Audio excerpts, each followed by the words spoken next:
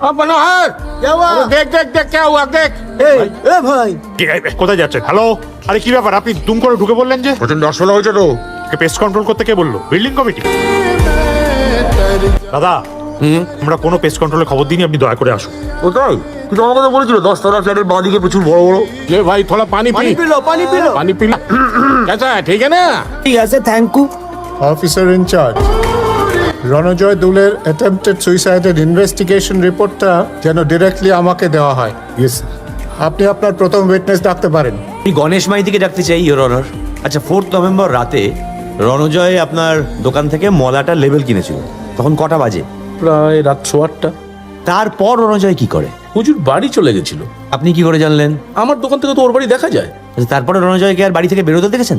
আমি যখন রাত 10টায় দোকান বন্ধ করেছি তখনও তো বেরোতে দেখিনি।